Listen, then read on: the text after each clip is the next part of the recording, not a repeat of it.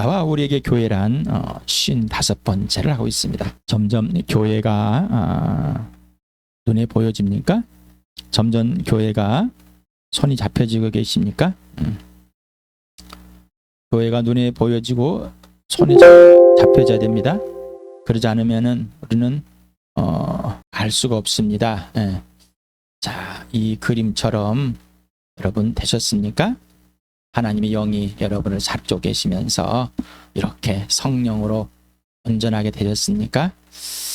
자, 예수님의 주인됨이 분명하고 죽으시고 부활해서 보이지 않는 세계를 확실히 보여주고 이 세상이 어둠이고 내가 어둠에서 빛으로 옮겨졌고 예수님이 주님으로 하나님의 나라와 이 세상에 이 어둠의 세계 그리고 지옥이 있다는 것이 분명하십니까? 하나님의 살아계시고 존재하심을 예수님이 하나님 아들 되고 살아계 존재하심을 성령이 살아계 존재하심을 나의 주인 되심을 우리 교회의 주인 되시고 머리가 되심을 성령이 하나로 묶고 있고 예수님이 하나로 하나님께 주신 이 값비싼 선물들이 하나가 되어 있다는 가족이 됐다는 것이 분명하십니까?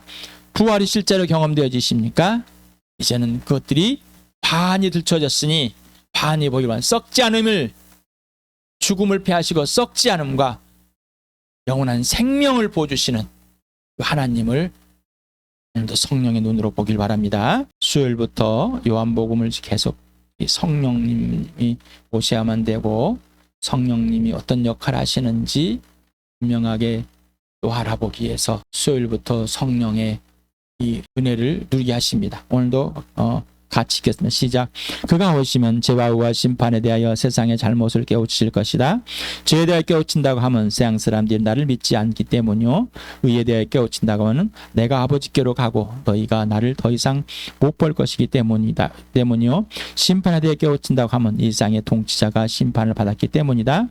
그러나 그분 곧 진리의 영이 오시면 그가 너희를 모든 진리 가운데로 인도하실 것이다. 그는 자기 마음대로 말씀하지 않으시고 듣는 것만 이룰 것이요 앞으로 올 일들을 너에게 알려줄 것이다. 아버지께서 가지신 것은 다 나의 것이다. 그렇기 때문에 내가 성령이 나의 것을 받아서 너희에게 알려준 것이라고 말한 것이다. 그러나 보혜사 곧 아버지께서 내 이름으로 보내실 성령께서 너에게 모든 것을 가르칠 것이며 또 내가 너에게 말한 모든 걸 생각나게 하실 것이다. 이 성령님께 오늘 온전히 집중하고 성령님께 직접 배워봅시다. 하나님의 형상이 뭐냐? 보여주라. 사람이었는데 이게 끝나버렸습니다. 그래서 이 땅에 아담은 끝났고 자, 둘째 아담이 예수님이 오셔서 하나님 형상을 보이셨습니다. 하나님의 약속과 명령과 성취가 뭐냐? 그 증거가 있어야지. 오직 예수이다. 그 아들을 보내셔서 내 죄 때문에 죽게 하시고 약속대로 오셨고 약속대로 죽은 사람들 가운데 살아나시며 이 부활로 하나님의 아들 확증되었을 때 이 오직 예수이다. 그래서 증거의 증거 부활과 십자가다. 그러면 이 증거의 증거 하나님의 형상인 예수 그리스도 그리고 하나님의 약속의 명령이고 성취의 증거 그리고 부활과 십자가의 증거의 증거가 누구라고요? 교회라고요. 나와 여러분 이제는 좀 실체가 되십니까? 이 교회 약속대로 예약된 대로 이루어진 겁니다. 하나님의 약속이 틀리지 않았다는 예수님을 이 땅에 보내시고 죽은 사람들 가운데 살리신 것입니다. 하나님 명령이 틀리지 않았다는 것은 꼭 해야 된다는 것은 그 아들이 이 땅에 오셔서 꼭 죽으시고 꼭 살아났다는 것입니다. 하나님이 꼭 성취한다는 것은 하나님께 약속하신 대로 명령하신 대로 이 땅에 아들을 보내서 내 죄 때문에 죽게 하시고 성경대로 죽게 하시고 무덤의 삶을 성경대로 다시 살렸다는 것이 이게 하나님의 성취다. 하나님은 꼭 이루신다는 것을 모든 사람에게 증명한 것입니다. 이 교회의 주인, 이 교회의 머리, 오직 예수, 바로 하나님의 성정, 이 주암교회가 하나님의 성전임을 진짜로 누리십니까? 하나님이 여기에 보좌를 들고 우리에게 자정하여 계신다는 것을. 나와 교회는 누구인가? 나와 교회는 왜 존재한가? 나와 교회는 어떤 가치가 있는가? 나와 교회는 어디서 와서 어디로 가야만 하는가? 나의 존재 가치는 그 기준은 누구인가? 오직 예수 그리스도라는 것을 이제는 실체가 되십니까? 어떤 것도 흔들리지 않고 범죄할지라도 흔들리지 않고 미움을 받고 상처를 받고 해를 받을지라도 죽임을 당할지라도 내 존재와 같이, 교회의 존재 가치는 변하지 않습니다. 왜? 하나님께서 아들에게 직접 가장 존귀한 선물로 주셨기 때문입니다. 그 아들은 가장 존귀한 선물로 받았고 예수님께 직접 택하셔서 우리를 하나님 아버지께 또 인도하셨기 때문입니다. 성령이 다시 태어나게 했기 때문입니다. 그래서 나에게 교회, 나의 존재 가치는, 내 자신에게 나의 존재 가치를 꼭 확인해 보시기 바랍니다. 나에게 교회의 존재 가치를 꼭 확인해 보시고 나에게 너의 존재 가치를 확인해 보십니다. 항상 본질해야 됩니다. 그래서 인생의 목적이 오직 예수, 인생의 목표가 부활과 십자가입니다. 이것을 떠나버리면 아무것도 없습니다. 자, 예수 그리스도 안에 성령이 있게 합니다. 그러면 성령이 예수 내 안에 있게 하십니다. 이게 성령님이 하시는 일입니다. 성령을 따라서 이렇게 되는 겁니다. 교회. 자, 이제 목 없는 미녀가 아니라 머리가 예수님 머리 대신 이며 붙어있는 몸, 가장 아름다운 하나님의 가족, 영원히 함께하는 가족, 영원히. 육신의 가족은 영원히 할 수 없습니다. 그러나 하나님으로 다시 태어난 걸작은, 성령에 거듭난 사람은, 예수 그리스도의 새 사람이 된 사람들은 영원히 함께합니다. 영원한 생명으로. 하나님 아버지 최고의 세상의 작품, 이 선물인 교회는 성령 하나님께 항상 하나로 묶고 있고, 그래서 오직 성령에서 하나가 된 것을 누리게 합니다. 오늘은 에베소 4장 3절을 읽어봅시다. 시작. 성령이 여러분을 평화의 띠로 묶어서 하나 되게 해주신 것을 힘써 지키십시오. 자, 나에게 왜 교회일까? 거듭나고 변화된 삶이란 성령 하나님께서 예수님만 알고 예수님께만 이해하는 삶이 거듭나고 변화된 삶이다. 자, 나는 변했어. 난 변했지. 이런 것 도덕윤리적으로 변했다고 하는 것, 이런 가서 들고 나오지. 이제 나 변했다고 하지 마시기 바랍니다. 변한 건 뭐요? 예수님께 예하는 것이 변한 겁니다. 새 사람은 예하게 된 것입니다. 곧 전인격적인 사랑의 관계와 질서로 예수만 알아가게 하는 삶, 인생의 문제가 해결된 삶, 산 제물이 되고 변화된 삶, 구원과 피조물이 되고 새 사람이 된 것, 하나님의 걸작이 된 것, 선한 일을 하게 된 사람. 이 사람 뭐요? 예스. 예스맨입니다. 예스. 예스. 어떤 상황일지라도. 자, 왼쪽으로 가자. 아니다. 멈추고 오른쪽으로 가자. 예스. 앞으로 가자. 아니다. 뒤로 가자. 예스. 뒤로 가자. 예스. 앞으로 가자. 예스. 하나님의 주권 아래 예스 하는 자. 이 사람이 변화된 자입니다. 이 사람이 변화된 삶은 산 제물이 된 겁니다. 이를 뭐요? 예수님께 직접 배우라 해서 우리 요한복음을 통해서 하나님 아버지 아들 관계를 배웠습니다. 예수님께 배웠습니다. 자, 이 사실을 예수님께 직접 배워야 됩니다. 누구에 배운다고요? 예수님께. 자, 예수님께 먼저 대접과 섬김을 받아야 됩니다. 여러분, 배움은 뭘까요? 직접 가르침을 받습니다. 직접 저자 직강, 학원 강사들, 선생님들 저자 직강해가지고 성령이 직강하는 겁니다. 예수님이 직강하는 겁니다. 가르치는 거는 이 입으로 가르치는 게 아니라 전인격으로 가르칩니다. 성령께서. 자, 예수님께 먼저 뭐라고요? 대접받고 섬김받자. 도대체 뭘까? 예수님께 먼저 대접과 섬김을 받은 그대로 성령님께 열매를 맺으신 대로 예수님을 대접하고 섬기며 너를 대접하고 섬기게 됩니다.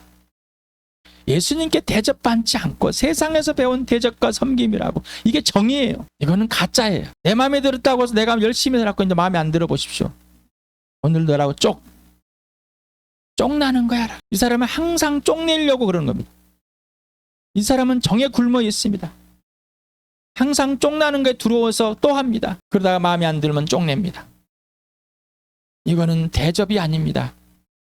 이거는 갈취이고 굴림인 겁니다. 자, 예수님께 대접받는. 그럼 도대체 예수님께 대접받는 게 뭔가? 예수님과 사귀어서 예수님이 지시하는 대로 행하는 게 대접받고 있습니다. 자, 예수님이 십자가에 죽으시고 부활하여서 나의 존재 가치를 온전히 회복하고 나를 언제든지 사랑하고 변함없이 끊임없이 사랑하여서 항상 대접해줘. 내 존재 가치를 항상 함께 해주고 같이 울어주시고 아파해 주시고 항상 회복해줘 빗속에 담으시고 항상 대접하는 거. 그리고 항상 예수님의 능력 안에 있게 사랑 안에 머물러 가시, 지 안에 머물러 가. 그래서 예수님 안에 있게 하고 성령이 예수가 나는 대접받는 겁니다. 교회에서 영적인 아비에게 영적인 자녀가 먼저 됩시다. 영적인 자녀가 되지 않고 세상에서 배운 윤리 도덕과 이런 새 가치관을 갖고 와서 정을 갖고 와서 자기는 무엇인가 할 줄 안다고. 그래서 아무리 예수님을 소개하고 예수님과 사귀고 굴복하라 가르쳐도 보여줘도 알려줘도 듣질 않습니다. 귀가 있어 귀 듣지 못하고 눈이 있어 보지 못하고 코가 있어 냄새를 맡지 못하는 자가 돼버린 겁니다. 영적인 아비는 먼저 예수님께 대접과 섬김을 받고 자라서 예수님이 지금 여기에서 대접과 섬김을 해주시는 그대로 예수님을 대접하고 섬기며 예수님이 영적인 자녀를 대접하고 섬겨주시는 그대로 대접하고 섬기는 자입니다. 이게 영적인 아비인 겁니다. 영적인 아비는 예수님께 직접 대접받는 사람입니다. 대접받아봐야 그 대접이 뭔지를 알죠. 섬김을 받아 섬김을 뭔지를 아는. 누구에게? 예수님께. 자, 그리고 너를 대접하는데 내가 대접받았으니까 이제 이 받은 데 배웠으니 해줄게. 아니요. 예수님이 영적인 자녀를 대접할 그대로 따라서 이렇게 대접하자. 예스. 내가 이렇게 대접할 테니까 너 따라서 해. 예스. 이렇게 대접하는. 그래서 예수 안에는 뭐가 있다고? 예만 있다고. 자, 이거 예수님이 대접했어. 예수님이 나를 섬겨줬어. 뭔지 몰라. 이제는 압니다. 예수님 섬겨줬어. 그래서 예수님을 이제 섬겨주신대. 그래서 예수님이 사랑을 받았으니까 받아들이시오. 그래 예수님을 사랑하게 됩니다. 그 사랑을 안 받아들이고는 혼자 또 열심히 사랑하면 뭔 정으로 그냥 대고 하면 또 한 판 붙어보려고 그러고 한 판 해보려고. 그러다 예수님 실망해. 내가 예수님 내가 이렇게 했는데 안 해주십니까? 왜 내 마음은 뭐 맨날 무너집니까? 예수님 좀 안 무너게 해주십시오. 대접을 받아야지요. 어른인 척하지 맙시다. 영적인 자녀가 예수 믿고 10년, 20년 지났을지라도 영적인 자녀로 자라지 않았다면은 이 시간에부터 영적인 자녀가 되기를 바랍니다. 영적인 자녀가 되지 않고서는 영적인 아비, 여비, 어른이 될 수가 없어요. 배우질 않은 영적인 아비, 영적인 자녀들에게 오직 예수 그리스도만을 소개하고 예수 그리스도와 직접 사귐을 갖도록 해주며 예수님께 직접 대접과 성의를 받도록 가르치며 함께 자라갑니다. 그래서 영적인 아비도 계속 자라가는 거예요. 다 자란 게 없습니다. 예수 그리스도 분량까지 함께 자라가는 겁니다. 오직 부활과 십자가를 경험하고 실제와 실체가 되게 가르치는 겁니다. 이러려면 내가 어디서 책에서 뽑아가지고 그렇더라. 야 성경에 그렇더라. 이렇게 해야 된다더라. 야 아는 체 하는 거 이게 무서운 범죄입니다. 무서운 범죄. 자기 자랑하는 알지도 못하면서 나는 예수님이 살아주시는 것 대접해 주시는 것 외에는 할 수가 없습니다. 그래서 이것밖에 못합니다. 나에겐 이만큼밖에 근데 여러분에게 이만큼밖에 드릴 수가 없네요. 저기 보면 수많은 책들이 있습니다. 얼마든지 베껴가지고 할 수 있습니다. 나는 이만큼의 분량만 배웠습니다. 그럼 이만큼만 하면 됩니다. 교회는 항상 부흥해야만 합니다. 항상 부흥의 역사가 계속 일어나.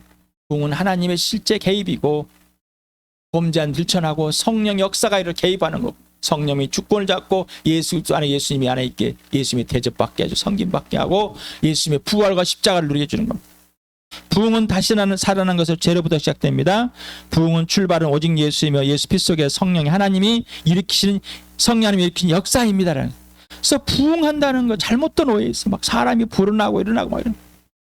진짜 성경의 부흥은 뭐예요? 거듭난 자가 다시 태는가 다시 살아나는 겁니다. 영적으로 다시 살아나는. 속사람이 강건해져 가는 겁니다. 성령으로 지혜를 보여서 하나님 얼굴을 보가 되는 거예요. 그러려면 뭐 죄로부터 출발.